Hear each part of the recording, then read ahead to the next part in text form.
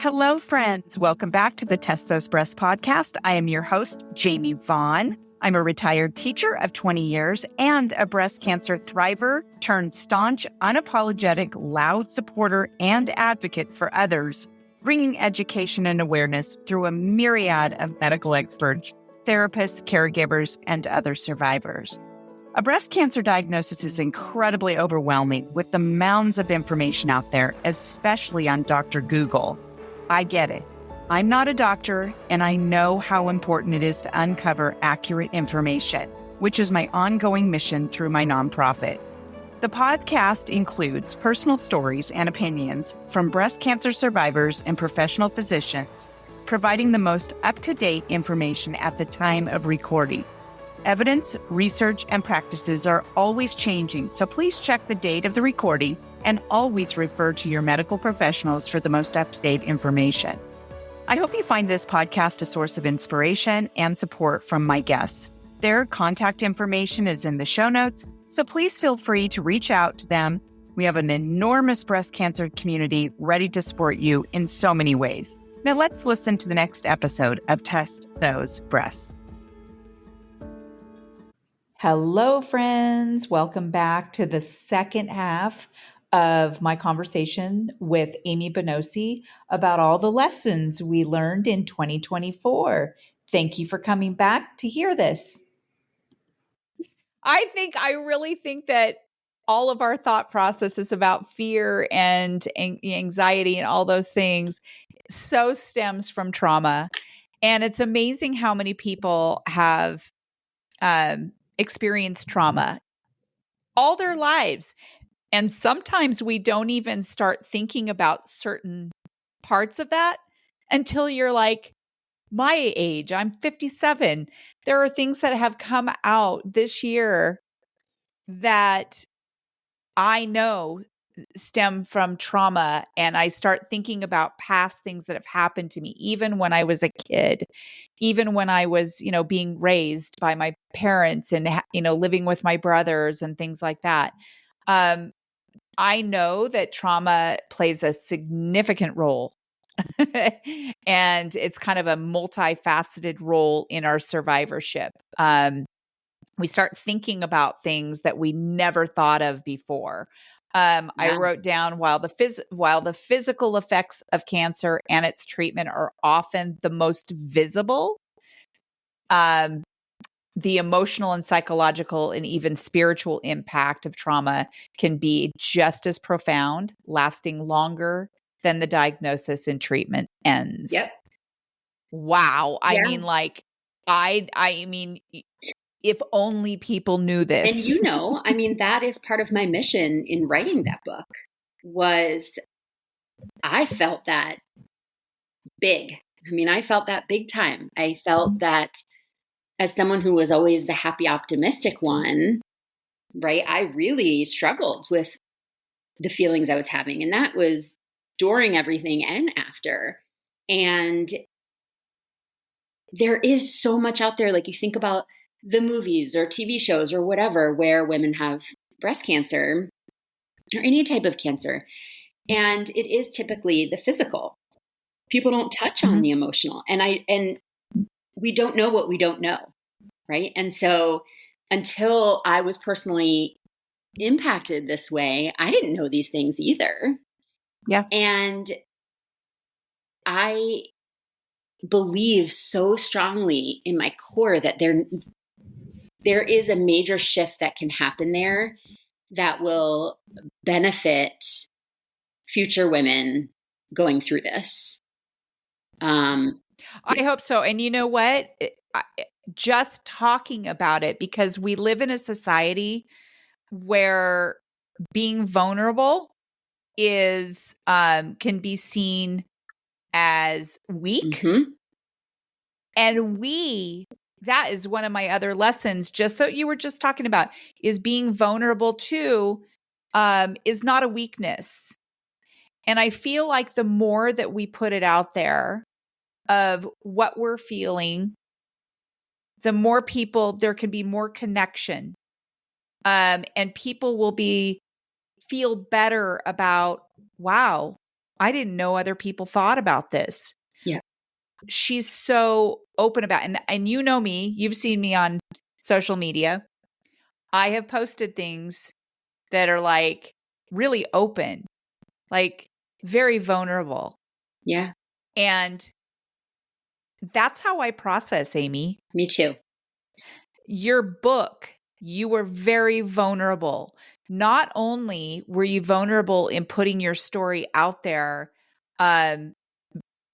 there are people who read that book. Remember I read, we talked about this on the first episode. There was one lady on there, who was like, "Rah," on the reviews, but all of the rest of the reviews were like, "Holy cow, this is so great, Amy. Thank you so much for opening up. Just your vulnerability has helped me," and all that stuff. Yeah. And I really think that's important work, is for us to not be afraid to talk about it Yeah. and to put And it out there. yeah, it's so interesting. This year, I've realized through, you look back on certain events throughout your life, throughout the year, whatever, and like how they connected and got you to where you are. And I do believe there is a connection amongst all of them. And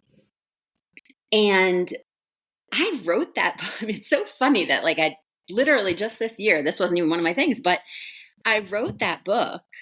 I thought I was writing it for other women with breast cancer.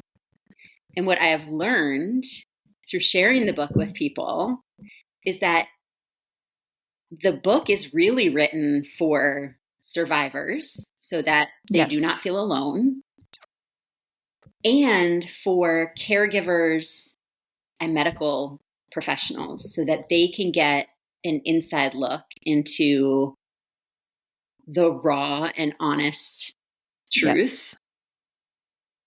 of all of it, of going through breast Yes. cancer. And it takes vulnerability. And that actually, one of my things was how healing it is to be around other breast cancer survivors in these like sacred and beautiful spaces, and to share our stories and to open up. And I had the great experience of going to Costa Rica, as you know, with I Yes. Rise Above Breast Cancer. And I know that you're getting ready to go on one of the trips, which is going to be phenomenal. But that was, it was like it didn't matter how long someone had been in this survivorship space, right? Whether someone was still going through treatment or whether someone was 15 years a survivor, there is something, it literally gives me goosebumps right now. There is just something so healing about being away from your everyday and putting yourself in this different environment where you don't have to take care of anybody else. You don't have to, like, literally don't have to think about anything else because everything's taken care of for you, that you can just focus on you and on your healing. And while I was definitely a, self-care advocate before, that really, to me, was something I learned this year, was that is a whole nother level of self-care and healing, is to remove yourself from your everyday environment for a period of time where you can focus on just yourself, and that there is nothing selfish about that. It is completely selfless, because when we become better and we heal, we are able to return home and bring that with us. I love it, because that was one of my lessons. Self-care is vital. And we've always known this, right? We've talked about this before. We know self-care is super important, but it's amazing just how much more critical we find it.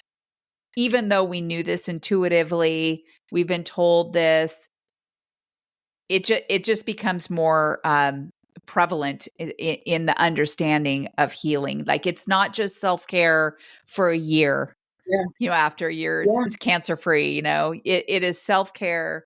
It's self-care for the rest of our lives. Yeah. Because before cancer, I don't know about you, I did do things that pampered myself and things like that, but I was always doing a lot for other people, and not really paying attention to myself as much, I Yeah. guess. Now I see it a lot differently. So it is prioritizing ourselves, both mentally and physically, is so important. Well, and talking about Costa Rica on a not so deep level, but I'm sure we could make it deep in some way. One of my lessons this year was that I can surf because Oh, we got good, to good, take good. Yeah. surfing lessons, and it was so powerful to do that, to put myself in a place where, like we were talking about, that was like really challenging and fearful, and that I could do it. I'm excited because I've wanted to do that before. I've done like boogie boarding and things like that. But I love how Jillian, she sends us pictures of all of them surfing and everything. And I love Costa Rica. My husband and I have been 2 times. I'm definitely wanting to make it over to where Jillian and her family go at some point. But this year we're going to Peru. So that's the next trip that we're going to be doing. So that's going to be a challenge for me. So I got to get myself into shape. And I have been in shape, but this last year I've just kind of let some of that go, and that's something I'm working on in the new year for sure. Okay. I have a couple other ones that are not super duper deep, but kind of exciting actually. One is that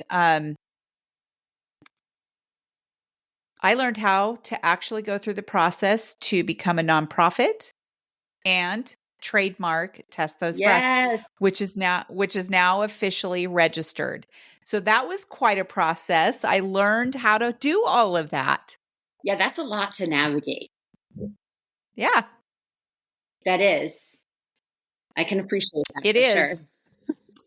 Yeah, that was really fun and frustrating, but I'm just so glad I learned because now I actually have people asking me, "Hey, how did you become a nonprofit? What were your steps? Hey, who did you use for your trademark or whatever?" So now I can direct them on how to do that. Yeah, So, see, and that circles yeah. back to what we were talking about before. Mhm. There was, I'm sure, it was uncomfortable. You had to do all these new things and learn new things. But now you get to help other people. Well, yeah, absolutely. What's another one of yours? Another one of mine. Oh, here's one. So it sounds so simple, but it was really impactful for me, was how a morning meditation can change my entire day. I am not a self-proclaimed morning person. And I have gone in and out of these, like getting up and doing morning routine things over the years. But what I realized, because I was consistent about it, even if it was like 10 minutes, it put me in such a different mindset when my kids got up, that things bothered me less.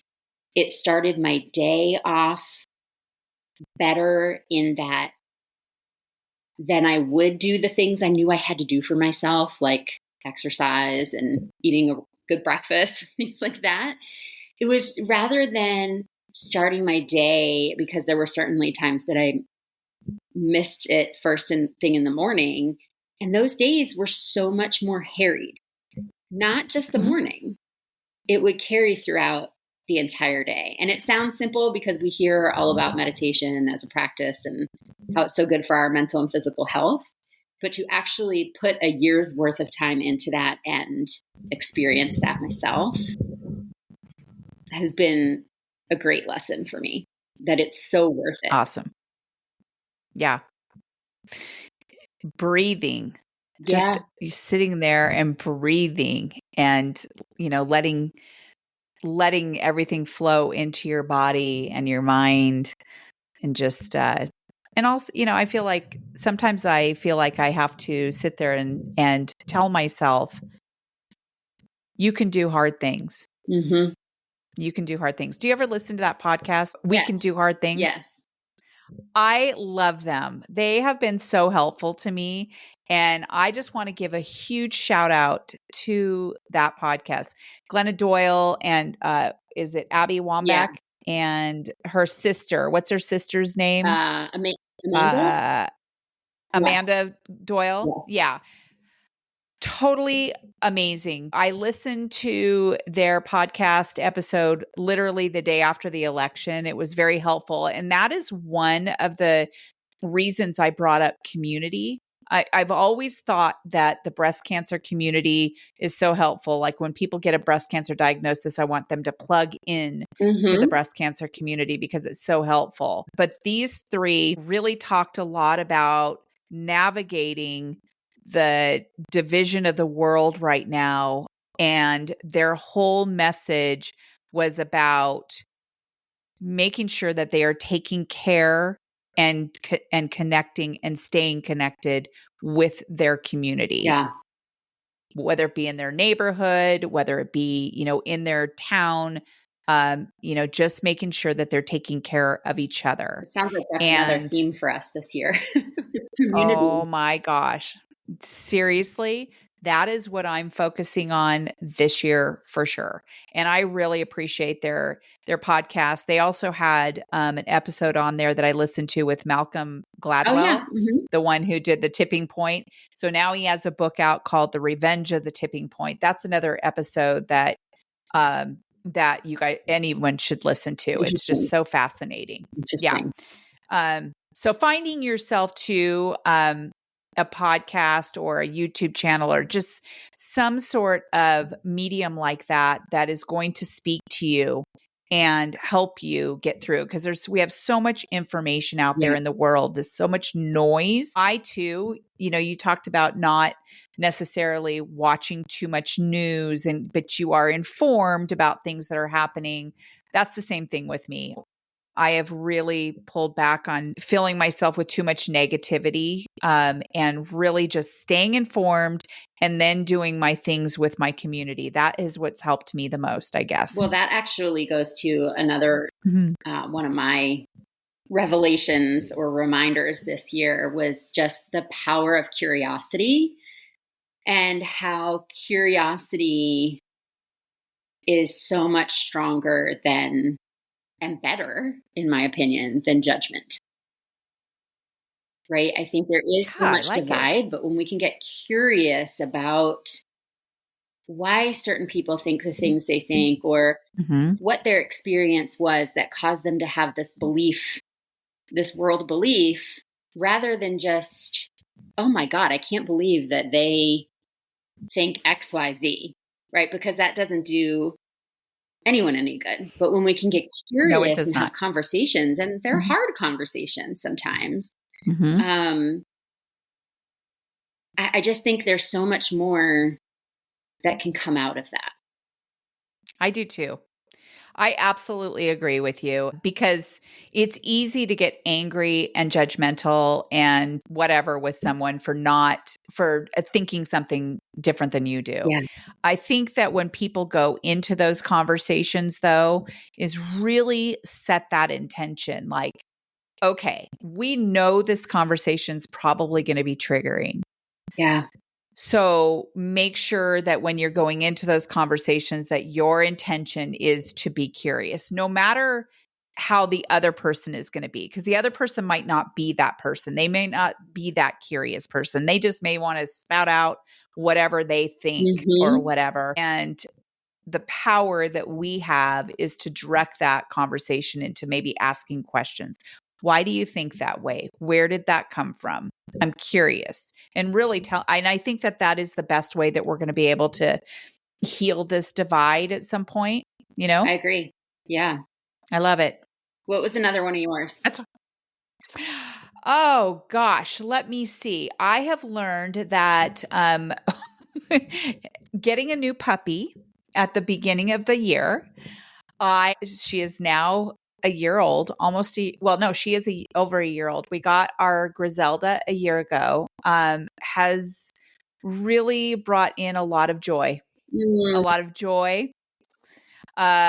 She has also wreaked havoc all over our house, like chewing things up. So like that literally keeps me pretty busy.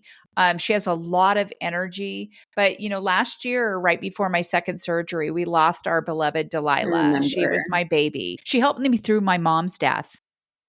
She helped me through the chemo. She helped me through surgeries, but I thought she was going to die like a year prior, but she ended up holding on for another year, and then she died a year ago, November.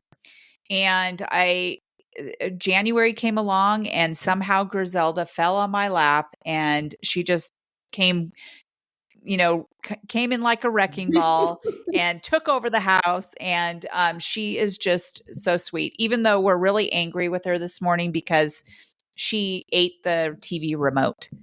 So she has Oh my eaten God. glasses. She has taken chunks out of the couch. She has so many toys. She has chewed up shoes. So we're always like, okay, I guess now we have to put the remote control away so she can't get to that. Because what she does is she sneaks out during the night and she goes and finds something. And then, the next morning we get up, it's like, Griselda. Oh my goodness. But So did you discover this because it wasn't where you had left it? yes, my husband was throwing a fit out in the living room while I was on a call. And all of a sudden, I lowered my glasses because I had my glasses on, my reading glasses on. I lowered my glasses and I looked out back and I saw this little black thing.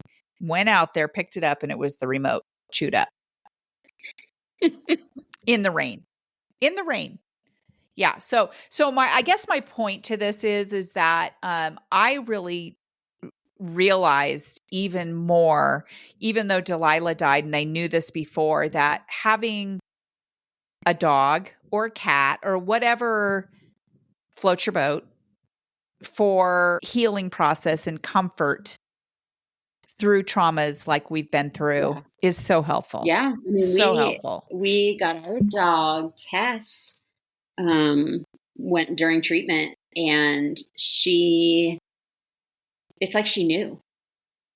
She Yeah. knew what I needed during that time, and continues. Sure, they can be little rascals, but they're such great companions and just there to help us heal and to remind us that like we can just like soften and lean into that space and Yeah. time. They're there unconditionally, Yep. and I can hug on them and walk them and play with them and everything. And they're my constant, right? So, one of the things I also learned was that and we've talked about this a little bit too, is that we can't control everything, but I can control my Yeah. response. There are a couple of things this past year that I wish so much I could have responded in a different way, but I can't change it. I can't go back. And I also have to make sure that I can forgive myself, um, and be gentle with myself and remember that I'm a human being, Yeah. and that moving forward, I know that I can control how I respond to things, and I can forgive myself. That has been a huge theme, I That is think, this big. year for me. Yeah. That's really big. One of the Yeah. big themes for me this year, and this is totally different than anything we've talked about, was about money. And that has been a big healing space for me this year, is just my own story about money, with money, what money means about Mhm. somebody or about me. And a couple of the things I learned through that process is that the stories really weren't my own. They were they were picked up, right, through what I experienced throughout life, either in my home or community or religious space or whatever it was. And those became what I thought were true stories.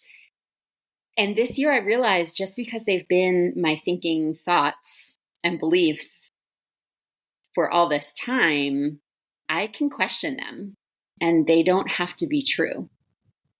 And so I've really shifted a lot of the like generational beliefs about money. And there was a lot to heal there. And when I did that, I felt this almost like a lightness of, I talk about manifestation and attracting what we desire into our life.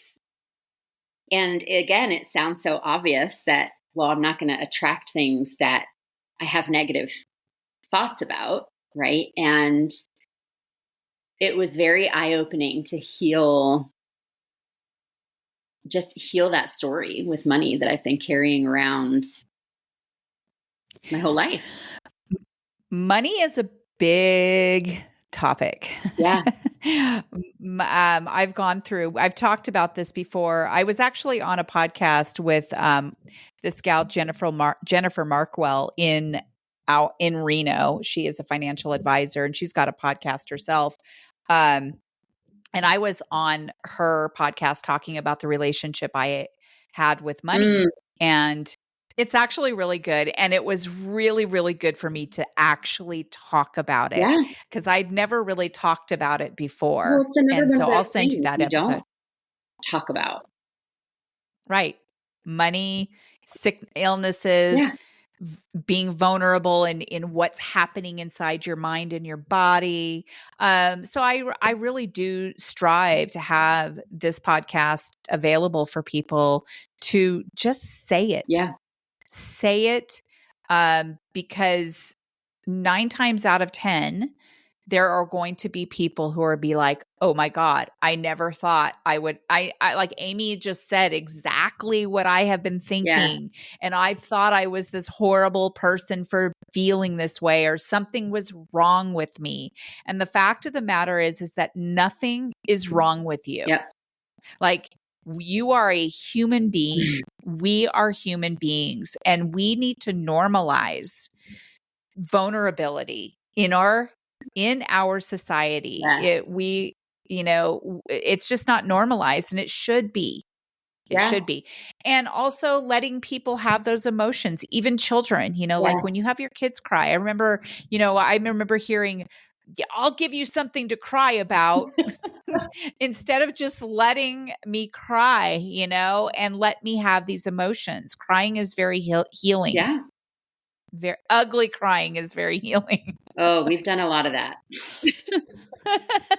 Me too. Definitely. Do you have one last one? I'm trying to see if we got through. I mean, there's some of them. I guess my biggest theme that I've learned, and I'm just still trying to struggle through this.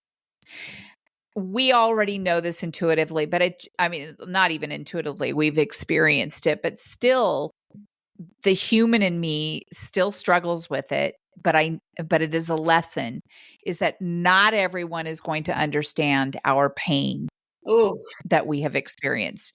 They will not appreciate my expressive openness. So I talk about it on the podcast. Not everyone, and you talk about it, not everyone's going to agree with actually talking about this stuff. And we need to be okay with it.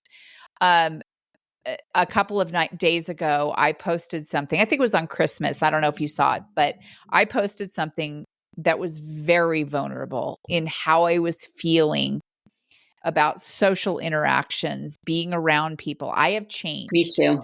So I feel like I've changed so much, and that to some people I'm not recognizable in the way that I used to be, because most people think that I am very outgoing, confident,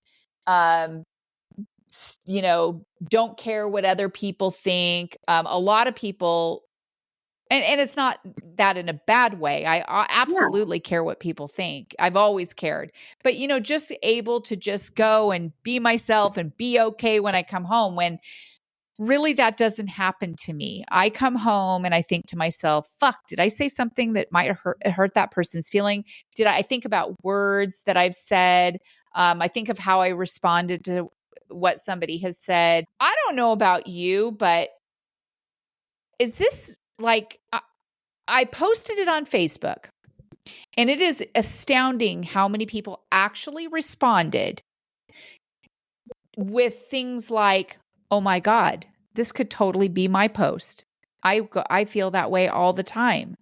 Or, "Jamie, my gosh, I used to feel that way, and here's what I do to help myself," or, Yeah. whatever it is. But I mean, my point is that I know that not everyone is going to look at that post and go, "Oh yeah." Some people are going to be like, "Here she goes again," being all open and saying all this stuff that's just ridiculous. Like, why is she putting that out on Facebook? Yeah, I can relate to, I mean, especially what you were talking about being different and changed socially. I've experienced a lot of that. And I think a lot of that did come from not just breast cancer, but going through the trauma of breast cancer during a global pandemic. Yeah. It was like a double whammy. But I that is so true. Not everybody is going to understand one another's pain. You're so right on that. No, they're not. But what I did find on a couple of those comments that my post were, "Jamie, I think that your vulnerability is so Mm, appreciated, and it's helpful because it helps people open up." I had people messaging me privately and saying things like that. Like, "Hey, I didn't really want to say anything on the post because I just didn't want to. But I want to let you know that I have felt the same way," or, "I wanted you to know that I so appreciate your putting that out there because so many people feel the same way or very similar. And I really think that it's helpful." And that is a strength. yeah. And I have to be okay with holding on to those comments and not worrying about what all the other people may think or what they say. That's what I'm working on this year. Mm, yeah. I think that's part of our life's work. I Yeah. don't even think that's a year. And that actually is, one of my biggest ones was um, that our inner work and this growth that, I know you and I have been doing a lot of, and enlightenment. And, there's this, people say personal development. I think it's so much deeper than that. I think that this inner work that we do, such as what you were just talking about with not worrying so much about what other people are thinking, that is life's work. That is the work that we are here to do. And that is the reason, right? As opposed to getting so caught up in, yes, we have jobs that we do for work, or we have businesses that we do for work, but those aren't even for work. That's a monetary exchange, right? Where Mhm. the work is what you just said. It's Yep. that inner work. And it's why I say to people, like, I don't think I'm not a big resolutions person, No. because it sounds very like you've done something wrong, right? Like something you need to change, where like it's more intentions of what I'm going to continue to learn and how I'm going to continue to grow Yeah. in the coming year. I love it. I'm not a resolutions person either. But I do think that the work that we both do is very important. We probably ask outlandish questions that nobody has ever been asked before. And I really do think that it helps open people up and realize that we're not alone. Yep. They're not alone, and we get to help them, and we get to be part of being helped, and part of that healing. So, um, Well, we are coming up on our hour, and I just want to ask you, do you have any other lessons that you learned or that you want to share before I think we pretty much covered all of them in some form or fashion I do throughout too. everything we Yeah. were talking about. Well, I'm just so excited, and that that you're here, and that you decided to do this with me, because what a good conversation. It's been very helpful for me. So I feel like I can go about my day today going, wow, I just had such a good, positive conversation with you. And I know. And that this is what we I get just to adore do. you. This is how we get to impact the world, which is incredible. Exactly. Thank you again. Well, I want to tell my audience too, and I will put it in the show notes, that your book, Bearing It All, my breast cancer fuckery.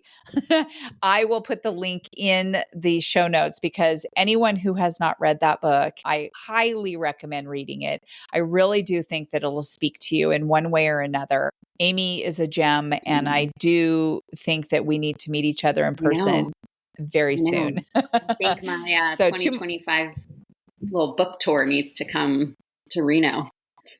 Totally. I'll help you with that and everything. I would love that. Thank you very much, Amy. And to my audience, I appreciate your joining us again on this episode of Test Those Breasts.